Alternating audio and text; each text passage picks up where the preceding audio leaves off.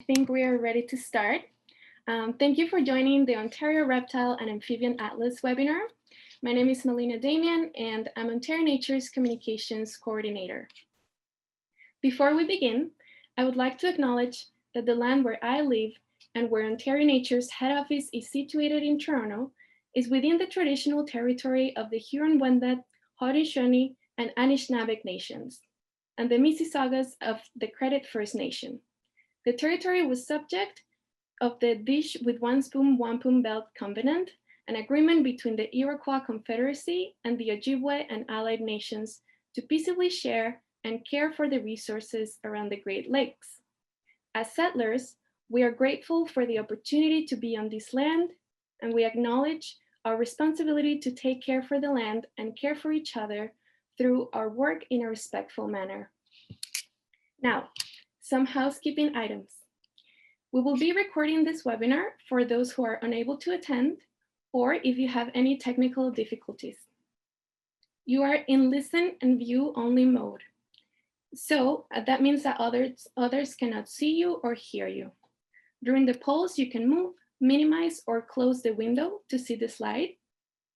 And some features are visible towards the bottom of your screen when you scroll your mouse over. So to ask questions, please use the Q&A feature, and we will follow up with any unanswered questions via email after the webinar is over. And we ask you to please use the chat feature to comment or ask for help with technical difficulties. Thank you all for joining us today, and I will now pass it over to our Executive Director, Caroline Schultz.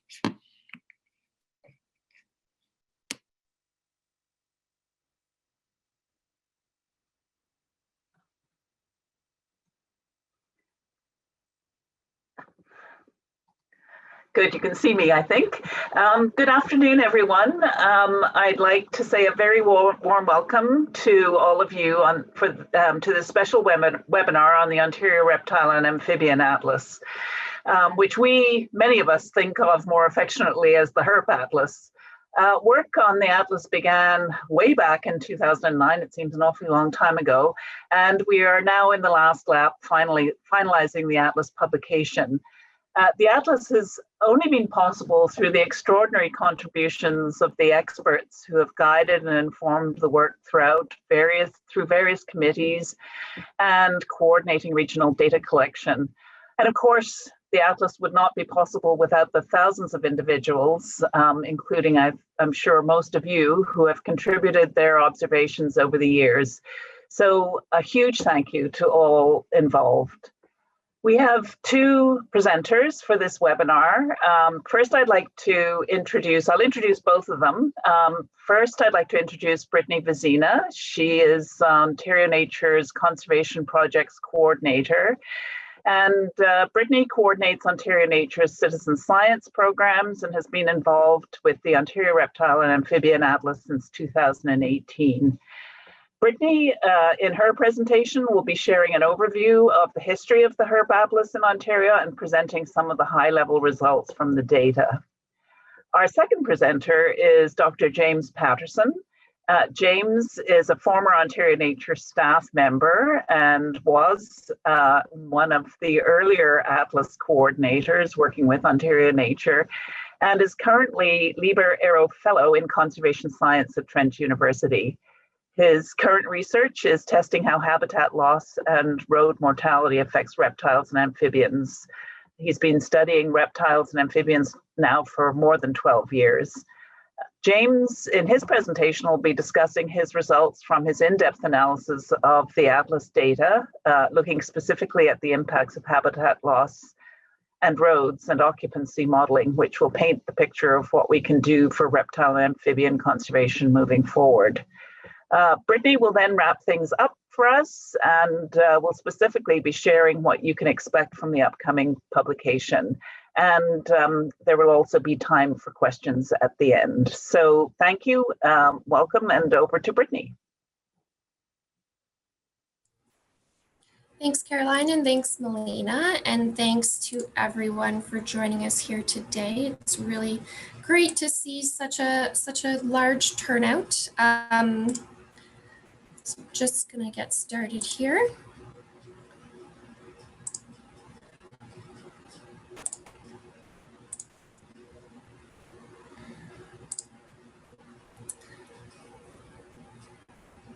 right, so as Caroline mentioned, my name is Brittney and I'm the Conservation Projects Coordinator at Ontario Nature.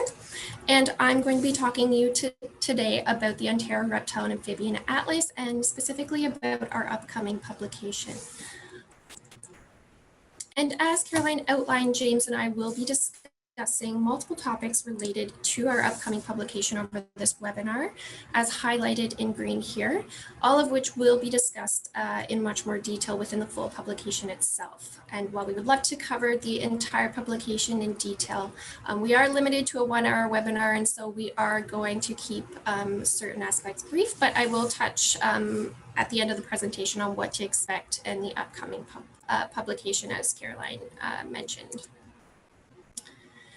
And so for those of you who are unaware of Ontario Nature and our work, we are a charitable organization that was formed in 1931, and we work to protect wild species and wild spaces through a variety of programs that combine conservation, education, and engagement. And one such program was the Ontario Reptile and Amphibian Atlas, which has engaged the general public in collecting reptile and amphibian observations since 2009. And the Ontario Reptile and Amphibian Atlas, or the ORAA, was not the first atlas effort in reptiles and amphibians in Ontario. Now, the original Herp Atlas was the Ontario Herpetofaunal Summary, and this ran from 1984 to 2009. And during this time, 3 reports were published using over 140,000 observations that were collected by over 4,000 participants. And this led to our first comprehensive understanding of reptiles and amphibian distributions in the province of Ontario.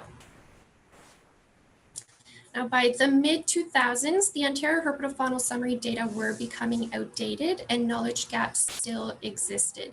And so in an effort to rejuvenate data collection and public engagement, the Eastern Ontario Herpetofaunal Atlas was launched in 2008. During this time, the focus was on recruiting new contributors and on soliciting reptile and amphibian observations that were already collected by researchers and other organizations in order to create a new, larger atlas. And this included initiating a data sharing agreement with the Natural Heritage Information Centre, which is Ontario's Data Conservation Centre.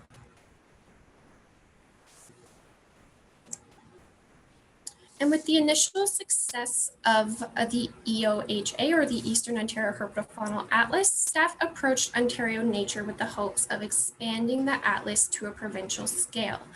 And this led to the launch of the Ontario Reptile and Amphibian Atlas in 2009, which began building onto the initial atlas efforts of the earlier atlas efforts through continued public engagement and establishment of additional partnerships. And so before we move on, we're going to present the first poll question just to get a feel for who's out there in the audience. We are curious to know who out there has ever used or been involved with the Ontario Herp Atlas, and this could be through submitting data, using any of the resources, and also any of the Herp Atlas efforts. So yes, you've been involved. No, but perhaps you've been involved with other data collection projects, or no, you have not been involved in any such project.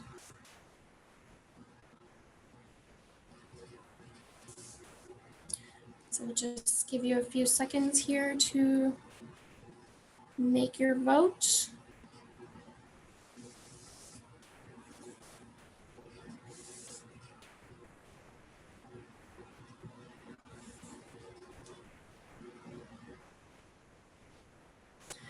And not surprisingly, a large proportion of the people on the webinar today have been involved with the Herp Atlas, and 66% of you, and only 19% have been involved with other data collection projects, which very well could have ended up in the Ontario Reptile and Amphibian Atlas, and 14% who have not been involved in any projects. So welcome everyone, we're excited to tell you more about this project.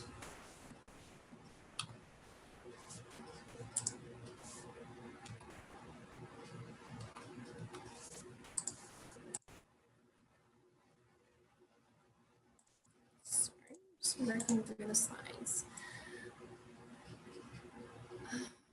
Apologies. So as I've already touched on, in 2009, knowledge gaps still existed in many regions of Ontario, where they were either lacking recent observations of species or lacking observations completely, such as in Northern Ontario. And understanding where reptiles and amphibians exist is crucial to their conservation, as this allows us to identify important habitat, identify threats and potential hotspots, and also assist with assessing species at risk and creating recovery strategies. And so the ORAA was created in an effort to improve our knowledge of distributions in the province for these purposes. And additionally, as was similar to earlier Atlas efforts, outreach and engagement remained a core focus of the program. And the ORAA ran from 2009 to 2019, with our efforts shifting from data collection to data analysis in 2019, and the production of a publication, which is aiming for release in 2021.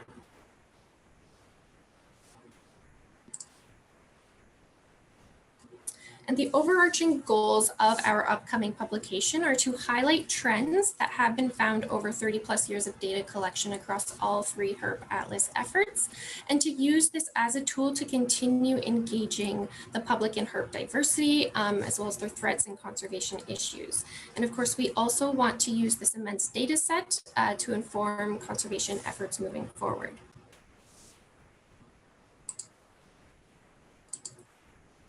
And so just to give a brief overview of how the ORAA collected data, this was similar to the Breeding Bird Atlas, if anyone on the call is aware of this, that the province of Ontario was divided into 10 by 10 kilometer grid squares, and then reptile and amphibian observations were collected and solicited from a variety of individuals, from community scientists to expert herpetologists, and then each observation was then associated with a specific grid square.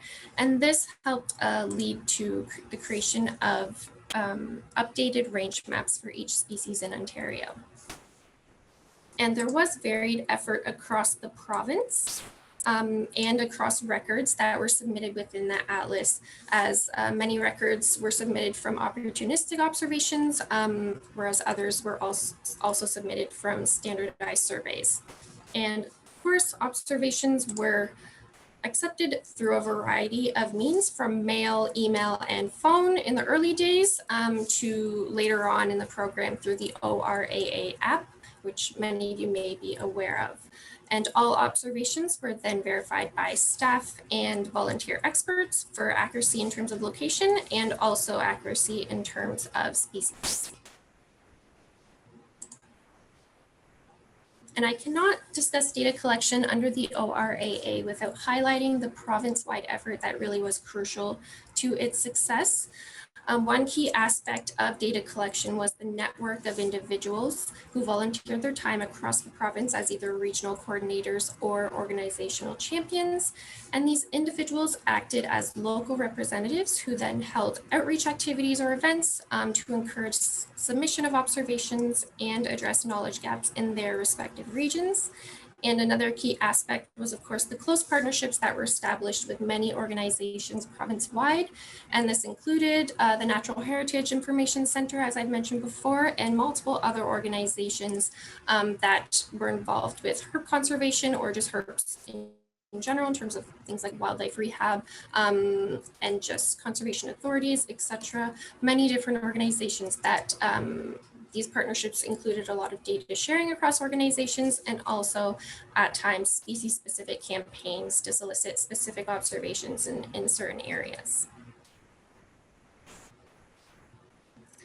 And while our approach to data collection helped to improve the scale of data collection in Ontario, you'll see there was still varied effort across the province. The maps here show the number of observations by grid square in the HERP Atlas, with the scale ranging from under 2 observations in the lightest squares to over 15,000 observations in the darkest red squares. So you'll see there have been significant efforts across Southern Ontario, the southern part of the province, especially around the lakes, major cities, and road networks, with more scattered effort in the northern part of the province. And so what have we found? So Over the lifetime of the atlas, we have a cumulative database of over 480,000 observations, of which over 250,000 observations were from the ORAA. And the success of the atlas has largely been from the immense efforts of over 12,000 individuals in collaborations with over 200 organizations across the province. And of course, the growth of the atlas since 2009 would not have been possible without the efforts in engaging the public, with the ORAA alone engaging over 27,000 people through over 260 events. And now we're going to run another poll to get a feel for, out of the audience, those of you who have used the Herp Atlas, how have you used it in your work or your daily life? From teaching people about Ontario's herps to helping you find them for work or for fun, or for conducting research or implementing specific projects, or perhaps you've used it for multiple purposes or not at all, but it'd be great to hear. So we'll let it run for a little bit before revealing the results.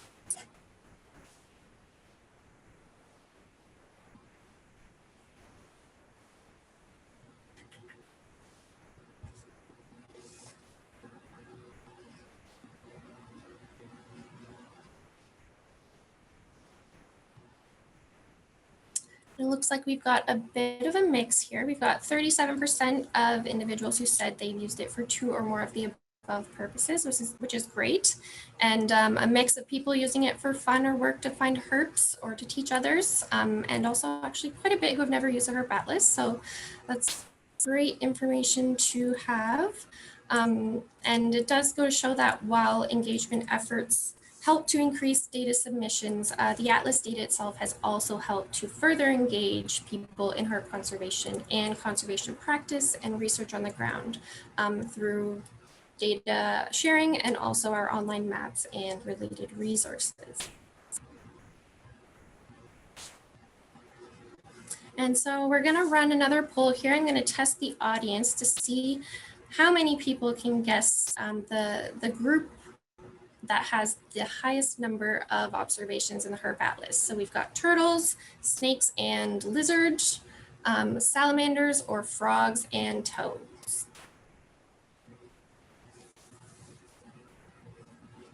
So I won't be giving any hints.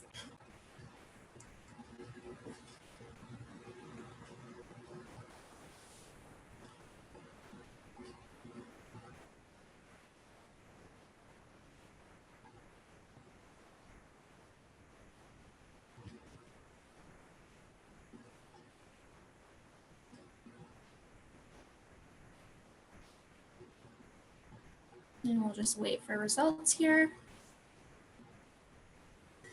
Frogs and toads came in at 63%, and then turtles, and then snakes and lizard. And no one selected salamanders, interestingly. And for the best, as it is true, salamanders did have the lowest number of observations in the Herp Atlas with around 24,000 records. And then in number 3 were the turtles at about 79,000 records. And then in close second were the snakes and lizard at about 86,000 records. And of course, this leaves number 1 being frogs and toads with a whopping 290,000 records. So congrats to everyone who selected frogs and toads. You were correct. And so what have all of these observations in the Herp Atlas shown us? Atlas efforts since 1984 have certainly helped to improve our current knowledge of species distributions in Ontario. And I'm going to run through a couple of examples here, one of which is the species at risk Blanding's turtle. So here on this map, you can see our knowledge in the Herp Atlas as of 1998, when there was about 1,700 observations in the atlas. And just for reference here, the red squares represent where there's historical observations, meaning the Blandings hadn't been observed in the past 20 years, whereas the yellow is where recent observations were submitted for Blanding's turtle only over the past 20 years, and green was both before and after 20 years prior. And so this is the improved knowledge as of 2018. You can see we've gained over 8,000 observations of Blanding's turtle over this time frame. And we've also gained 300 grid squares in Ontario that now have recent observations where Blandings were only observed within the past 20 years. And we have also greatly improved our knowledge of common species and not just species at risk, as is seen with the eastern red-backed salamander. So here's our knowledge as of 1998, where there's about 3,600 observations in the atlas. And then as of 2018, you'll see we more than doubled the number of observations of eastern red-backed salamander, and we've also gained over 300 grid squares that now have recent observations only observed within the past 20 years. And not only has the Herp Atlas helped to improve our knowledge of species ranges in Ontario, it has also helped to highlight certain threats. So before I briefly go over some of these, I'm going to present another question to the audience to get your perspective. And which of the following threats do you think is the most concerning for reptiles and amphibians in Ontario? Is it poaching and persecution? Is it habitat loss, disease, road mortality, more than one of the above, or are you not sure? So I'll just give you guys a bit of time to think about that. And then I will talk a bit more about threats.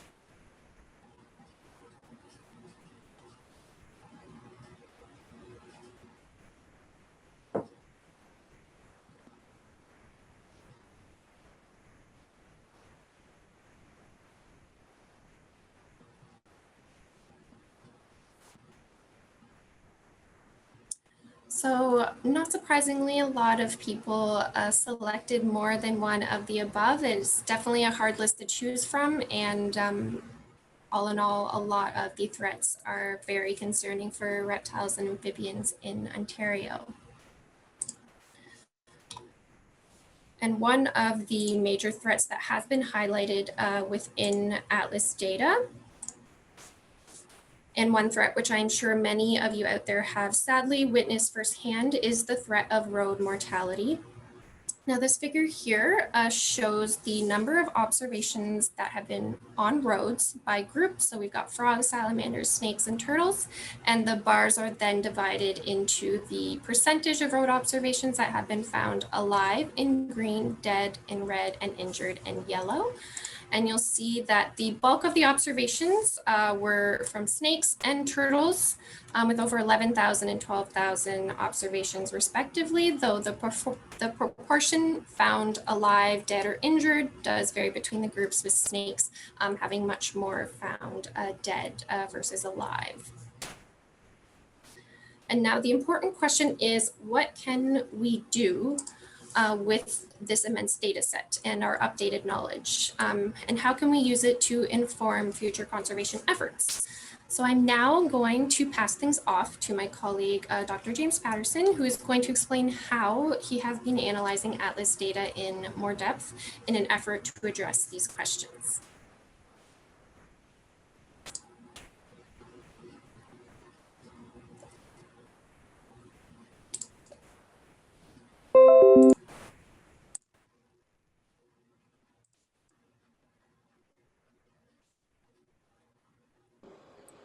Hello, everyone. I'm very excited to be presenting some results using the Ontario Reptile Amphibian Atlas dataset and leveraging that community science for the conservation of these species. Before I begin, I'd like to acknowledge that I am presenting from Western Manitoba on Treaty 2 territory, and the land on which I live is the traditional territory of the Anishinaabe, Cree, Ojibwe, Assiniboine, Dakota, and Dene peoples, as well as the homeland of the Métis Nation. I'd also like to acknowledge my fantastic co-authors, without which this project would not have happened, including Tanya Pulfer at Ontario Nature, who's now at Canadian Wildlife Service, Samara Sukumar at Ontario Nature, Emma Horrigan at Ontario Nature, Dr. Ryan Zimmerling at the Canadian Wildlife Service, and Dr. Christina Davey at the Ontario Ministry of Natural Resources and Forestry and Trent University. Of course, this project also would not have happened without our other main collaborators, which are all the community scientists that have submitted observations to the Ontario Reptile and Amphibian Atlas. We know that two of the largest threats to reptiles and amphibians in Ontario, the loss of habitat due to urbanization and expanding agricultural lands, and road mortality from animals being killed by vehicles as they attempt to cross roads. If we look at southern Ontario, we can see that it's a landscape strongly shaped by agriculture and urbanization, with the majority of habitats in the southern part of the province already converted to these land cover types. And with this many cities and agricultural fields comes a lot of roads. This very dense road network means that most reptiles and amphibians are going to have to interact with roads at some point in their life. We were interested in understanding what affects whether a species is present at a site. And so we predicted that this was going to be affected by climate, including the temperature and precipitation that a site receives, the habitat type, such as a forest or a wetland.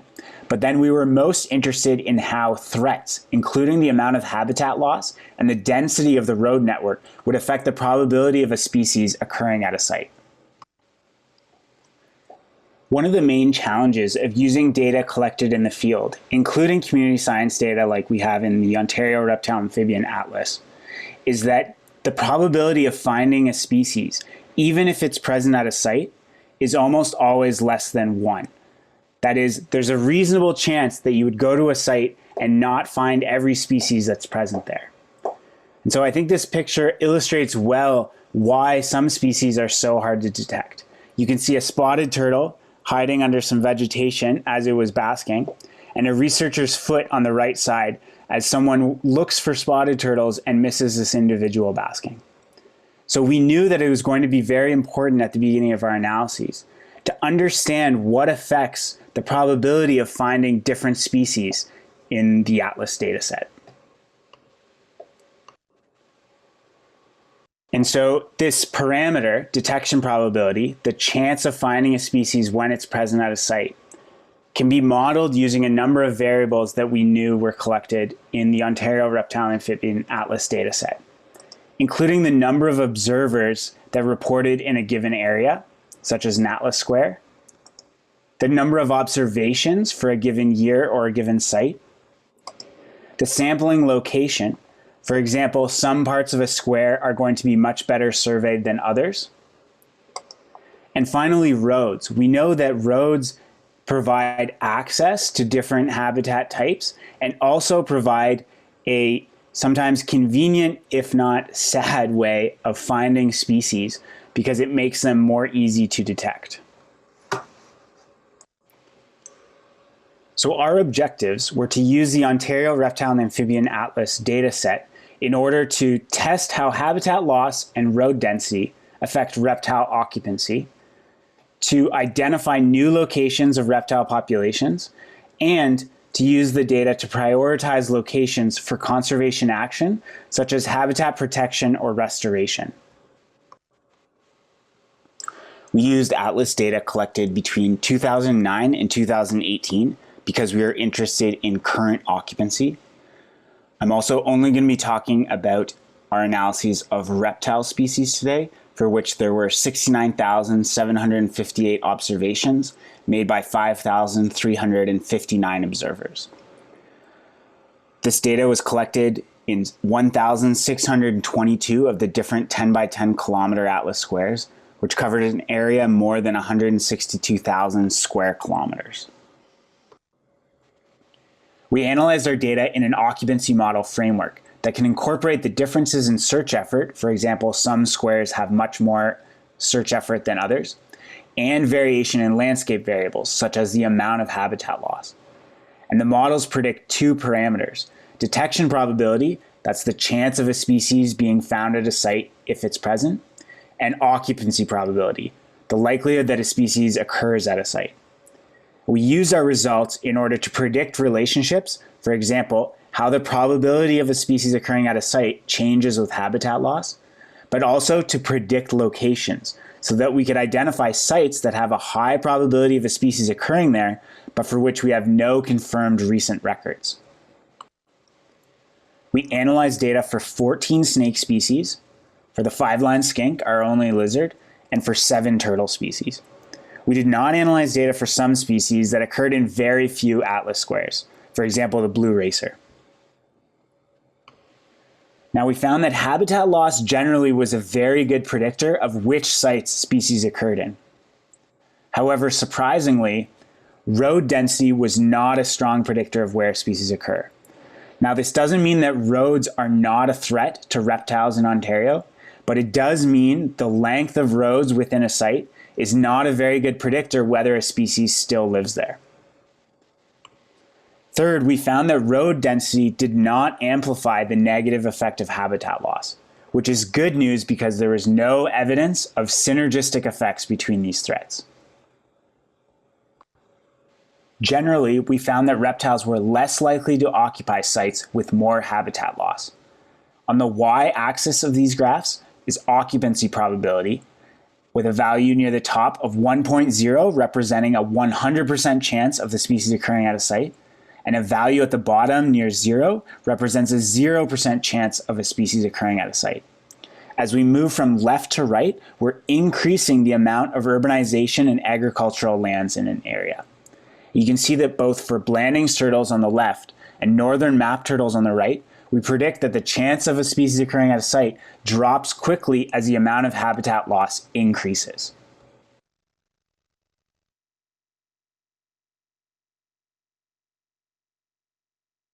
We saw similar patterns in snakes and in 5-line skinks, where species were less likely to occupy sites with more habitat loss. However, there was quite a bit of variation between species in the strength of that relationship. Understanding how habitat loss and road density affect species occupancy is important, but how can we use these results to help us understand and better protect reptile populations? One way is to use our models in order to identify sites where we should invest time and money to survey in order to locate new populations of species. In this map, we can see the confirmed and predicted occupancy of Blanding's turtles in southern Ontario. In the green squares are places that have confirmed sightings of the species between 2009 and 2018. And in the other colored squares have a fill on a gradient from blue, which have a very low chance of the species occurring there, to yellow with a very high predicted probability of Blanding's turtles living there. And one way this map can be very useful is to prioritize where to look for new populations of Blanding's turtles, because we first want to invest time and money into searching sites that are most likely to have the species. And so right now we're going to zoom in on one part of the map in eastern Ontario that has a large cluster of sites that are predicted to have Blanding's turtle populations, but for which we have no recent sightings. So in this part of Ontario, just west of Ottawa, we can see that there are a large number of squares with confirmed sightings between 2009 and 2018, but a number of squares with a very high predicted probability of the species occurring there. As we zoom in, you can also see a number of squares that are blank or not filled in, and those are sites where there are no turtle observations between 2009 and 2018. Next, we're going to look at the confirmed and predicted occupancy of northern map turtle. And I'd like to zoom in on the area of the Niagara Peninsula. In this part of Ontario, on the north shore of Lake Erie and the southwestern shore of Lake Ontario, you can see a number of green squares where there are confirmed sightings of northern map turtle, including in the Big Lakes and also along the Grand River. But you can also see a number of yellow squares that highlight areas that are likely to have northern map turtle populations. Next, we're going to have a look at a snake species. This is the confirmed and predicted occupancy for eastern milk snake. And we are going to focus in on this area northeast of Toronto to identify some spots where there's a high predicted probability of milk snakes without any recent sightings. So this is the north shore of Lake Ontario. Peterborough is in the middle of the map and Barrie is on the western side of the map. And you can see that in between a number of confirmed occupancy squares for milk snake, there's a large number of squares identified as having a very high probability of the species occurring here without any confirmed sightings in the last 10 years. So far, we've only been looking at maps for species at risk, but this approach is also very useful for unlisted species, such as some of the small snakes where we have maybe larger gaps in our knowledge of their distribution. This is the predicted and confirmed occupancy for Decay's brown snake. And I'll draw your attention to the southwestern corner of the province, where although habitat loss is quite high in that part, there are a large number of squares that are predicted to be suitable to Decay's brown snakes. So we're going to zoom in there for a second. You'll notice that a lot of these areas have high predicted occupancy, but we don't have any confirmed recent sightings of these species. So these would be good areas to confirm whether this species persists here. If we look at one of our other small snake species, the northern ringneck snake, we can see that the distribution is very different than Decay's brown snake. Although there are a few isolated locations of northern ringneck snake in southern Ontario, you can see that the model didn't predict a very high probability of the species occurring in surrounding squares. Most of those confirmed sightings in the southern part of the province are small forest fragments in a sea of agricultural land. However, you'll notice that in another part of the province, east of Georgian Bay, there's a large number of squares where ringneck snake is predicted to have a high probability of occurrence. Looking at the occupancy map for northern ringneck snake, you can see how these models are also useful for developing connected landscapes. We can see a number of green squares with confirmed sightings of ringneck snakes, which are connected to each other by yellow squares, which have a high probability of the species living there. So far, we've only been looking at examples of single species, but we'd imagine that there would be quite a bit of overlap in the priority locations to survey for different species. One way we can combine these is to overlay the predicted occupancy for many species at once, and then identify the squares that are most likely to have multiple species there. In this map, I've highlighted the 10% of atlas squares with the highest cumulative probability of confirming new locations of snake species. These are locations to survey that are most likely to have multiple unreported species. Another way that we can use these results to help us protect reptile populations is to identify places where populations are most at risk of disappearing. For example, by identifying squares that have a high probability of occurrence, but also have a high amount of habitat loss. As an example, in this map I've highlighted squares for eastern hognose snake, which are likely to have the species present with more than 95% predicted occupancy probability, but for which also have a large amount of habitat loss, with more than 75% of each square converted to agriculture or urban areas.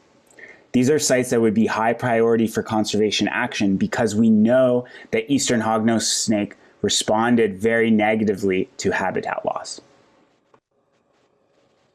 Our work highlights that habitat loss is a major threat to reptile populations and was one of the best predictors of whether a species occurred at a site. Our work also highlights that we need to know where species persist in order to accurately evaluate how endangered populations are and in order to prioritize conservation action. Finally, I think our results are an excellent example of the power of community science in understanding where species live. The next steps for our work are to direct search effort to the sites with a high probability of occupancy, such as those identified in the maps I showed, and to prioritize locations for conservation action. We're also going to be expanding our analysis to include amphibians and to look at how populations have changed through time by using some of the older observations in the Ontario Reptile and Amphibian Atlas. Before I finish, I just want to acknowledge support from the Liber Ero Foundation and Trent University.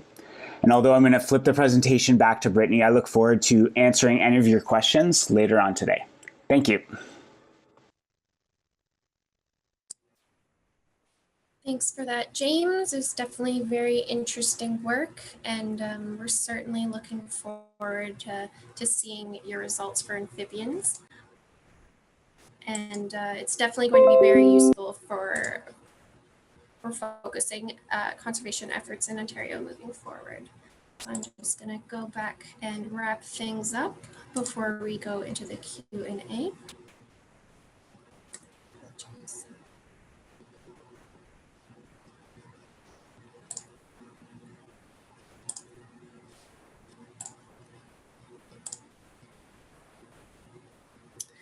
And so I just want to reiterate what James has said, in that I hope through this presentation and through this webinar, we have also shown the value and power of community engagement in conservation, aside from how ORA data and Herp Atlas data in general can direct future conservation efforts. While Atlas efforts since 1984 have greatly improved our knowledge of reptiles and amphibians in Ontario, continued community engagement and stewardship initiatives will be essential to the long-term conservation of herps in the province, and certainly continued submission of observations, and particularly so in areas where our knowledge is still lacking. As James's research has pointed out, there's certainly still much that we can learn. And in order to prioritize conservation action in the province, it is necessary to understand where these species exist. And on that note, while Ontario Nature is no longer accepting observations of reptiles and amphibians directly, we strongly encourage continued submissions to our Herps of Ontario project in iNaturalists, and the Natural Heritage Information Centre for Rare Species of Ontario project for species at risk. While we are no longer processing updated data, our interactive species range maps will continue to be available to assist you in your herping efforts. And so during this webinar, James and I have only provided a high-level overview of what's to come in the full publication. And in the full publication, we will include much more detail on everything we have outlined today, particularly so for the species range maps, as well as James's occupancy modeling and future directions.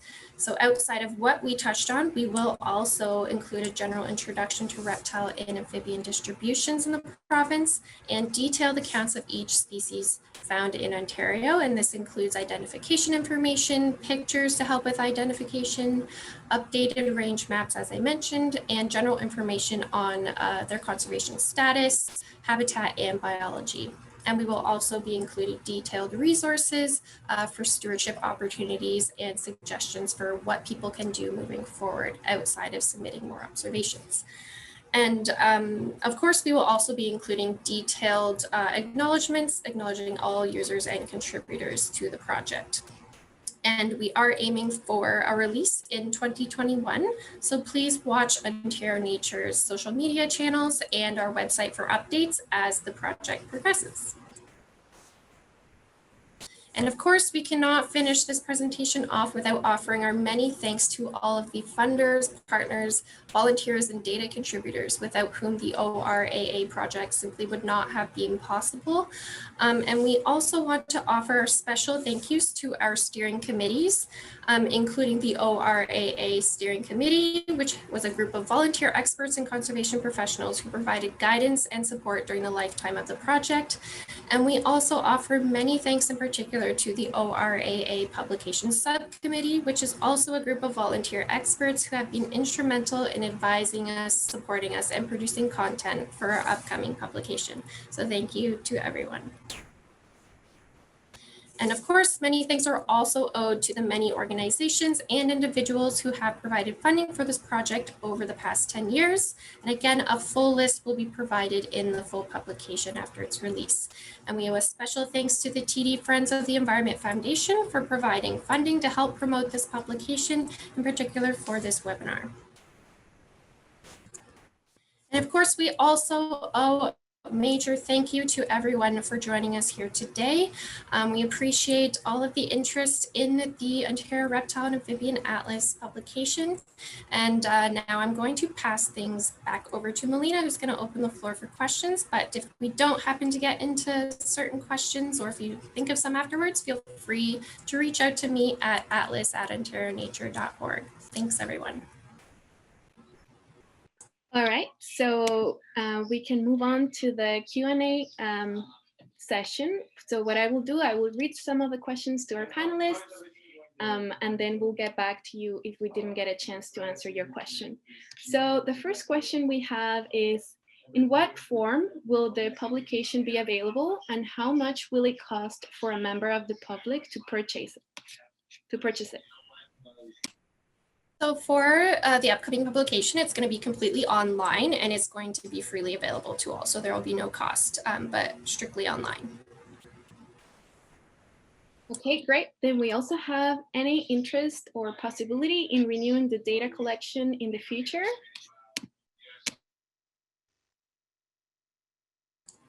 That's definitely a great question, and it's definitely a possibility. You know, most Atlas projects, they do have a lifetime to them, and they run for a specified amount of time, similar to the Breeding Bird Atlas.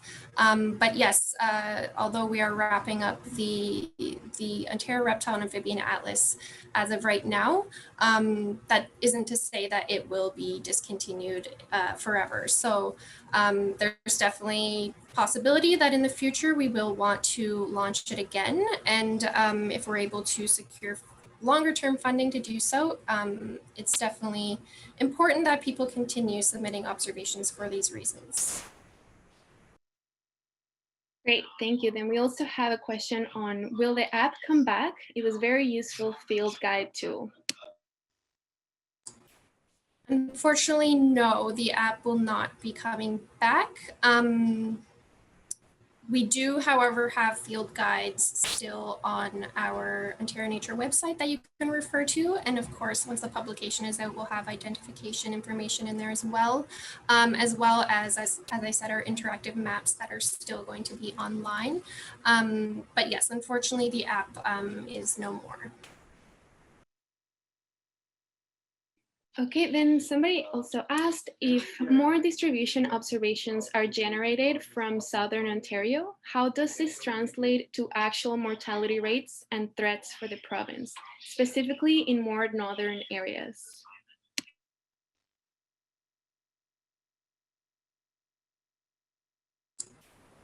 Sorry, can you just repeat that? Sure, just 1 second. I think okay, I found it again. Okay, so the question is, if more distribution observations are generated from Southern Ontario, how does this translate to actual mortality rates and threats for the province, specifically in more northern areas? Thank you. Yeah, so that's definitely one major limitation of our data, with varied levels of effort across the province. You know, naturally, we are going to collect more data in more sampled areas. And so it's very much possible that that we're underestimating the true impact in certain areas and just generally even across the province. And so that is always a limitation that comes with data such as ours. All right, we also have a question on, are you doing any studies regarding the effects of invasive plants on habitat loss?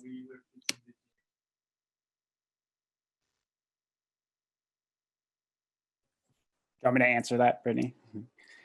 So my analyses did not take into account the effect of invasive plants. We were just looking at how agricultural and urban areas contribute to habitat loss and changes in occupancy. I think there was a related question about looking at modeling occupancy for invasive species. And so I didn't present it here, but we did also look at the occupancy of red-eared sliders, for example, which was the only invasive species with enough data to build an occupancy model.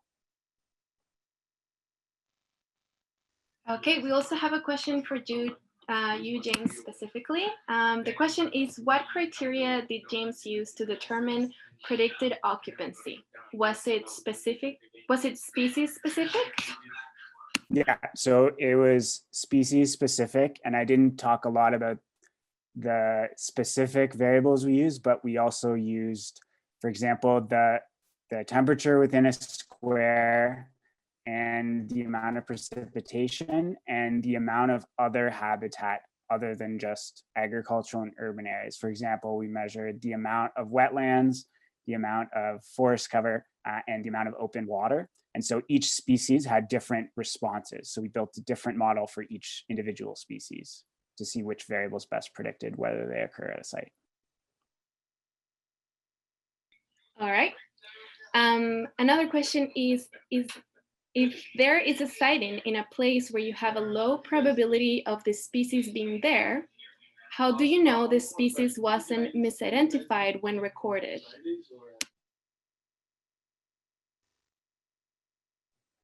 That's a good question. I might refer that to Brittney, who can probably speak more about the data verification process. Because at the point where I built the occupancy models, I was using the Atlas data, assuming all records were confirmed.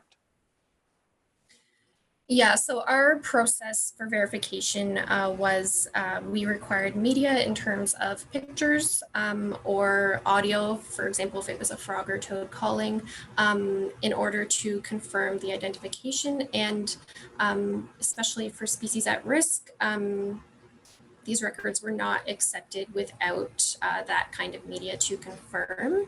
And when it came to common species, it was a case-by-case basis, but needed to have sufficient descriptions to be able to say with certainty that it was the species that was observed. So our data did go through quite a rigorous process of verification. And if there was ever uncertainties, as I said, we had a lot of expert volunteers on board that would help us with confirmation. So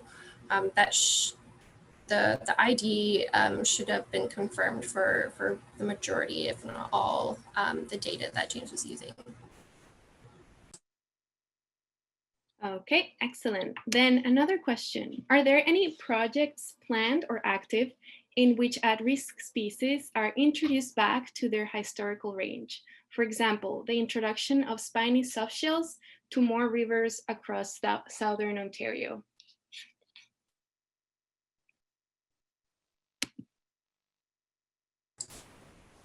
That's a great question. I'm not sure if James, do you know of any such projects? So I think that the sort of reintroduction aspect is beyond the scope of what we're talking about here, but certainly there are a lot of experts actually in attendance that might be able to speak to that, but it would be more individual projects looking at reintroduction of species. And so there are a few examples, not of softshell reintroduction specifically that I know of, but of other species going on, but not as part of the Atlas initiative. Okay, many great questions being asked. So the next one is, regarding the app and data generated within, was it an important source of information for the ORAA? And was it relatively easy to develop? I'm wondering if data can be efficiently collected for other species, such as badgers in BC. The app certainly did lead to a significant increase in data collection. Obviously, it's much easier to use than calling us on the phone or sending us an email.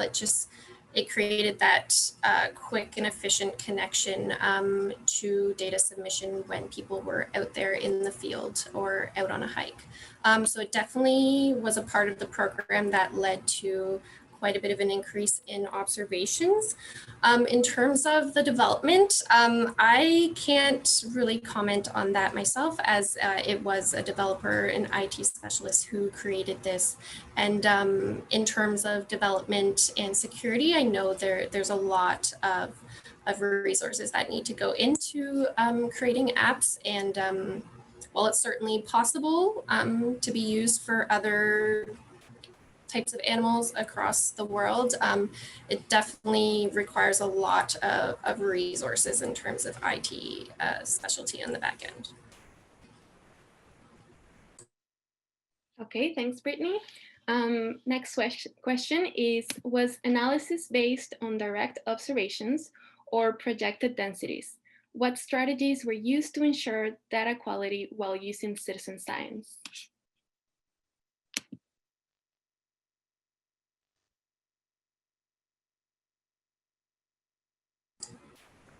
Sorry, was this directed for James and his analyses? Or does it say?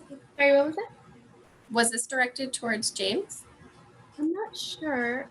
This was towards the end, so maybe yes. No, they didn't specify. James, are you able to comment? Melina, could you maybe just read it to me again? Thanks. Yeah. Was analysis based on direct observations or projected densities? What strategies were used to ensure data quality while using citizen science? So the occupancy models only used confirmed sightings to build the models. And the quality control is the same that the rest of the atlas used in terms of having a group of experts verify locations and also verify observations by either providing a photo to identify the species or a description that's adequate to rule out similar looking species. And so there's also an army of volunteers and people that are really interested in the atlas that constantly flag records that are possibly out of range. And then we can go into the database and look at and confirm. So for the occupancy models, we only used confirmed records, not projecting density. And it's also important, this is similar to another question, occupancy only looks at presence or absence, not at the number of species within a square, or the number of individuals or abundance in a square. That answer.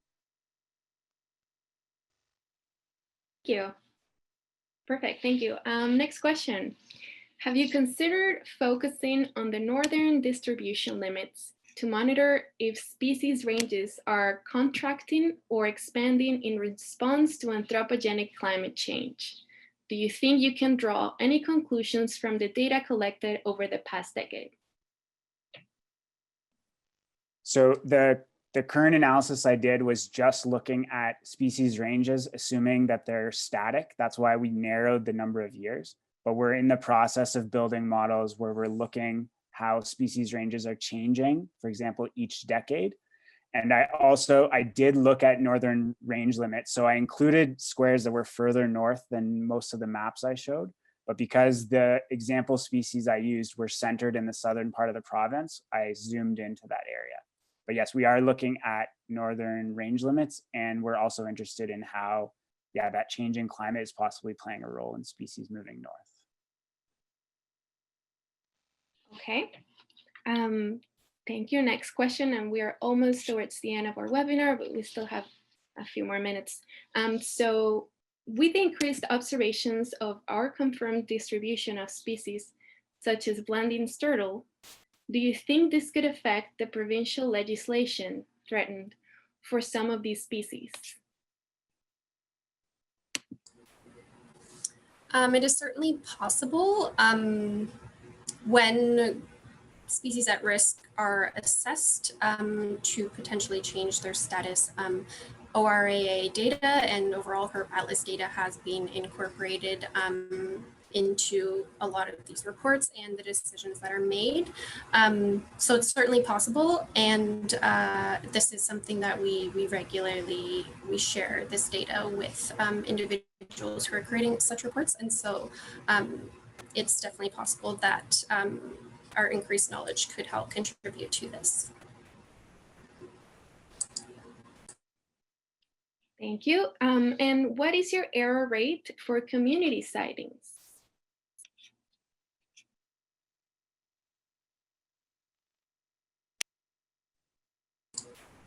I'm not sure specifically if you're asking how often do species how often species are misidentified. So maybe if you could provide clarification in the chat or the question. But I'm not aware of any analysis tracking how many of the records are misidentified. They're just corrected so that the database is correct. Yes, if that's what it's referring to.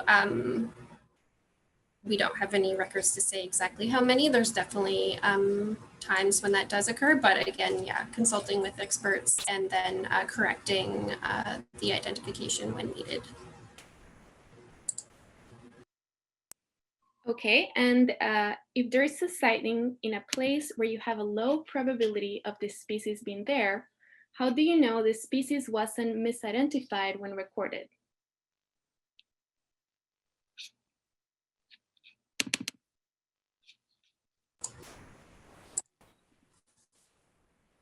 I think this was the similar question to before.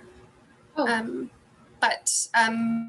But yeah, we require media verification for all records that were submitted and or sufficient description for us to be able to say for sure that the species was correctly identified by the observer. And in certain circumstances where we did not have the correct media or we did not have enough information, we often try to follow up with observers to get more information if possible. Thank you, Brittney. Okay, I think we can have a couple more questions and then we'll wrap up the webinar.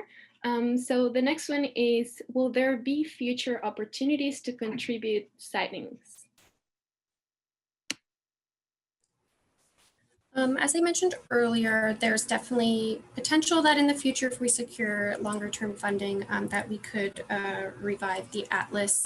But for now, we are redirecting all observations to be sent to the Herps of Ontario iNaturalist project that we run, so that in the future, if we were to revive the atlas, that we could simply download all the observations from our project, but also we're suggesting to submit observations as well to the NHIC iNaturalist project for species at risk.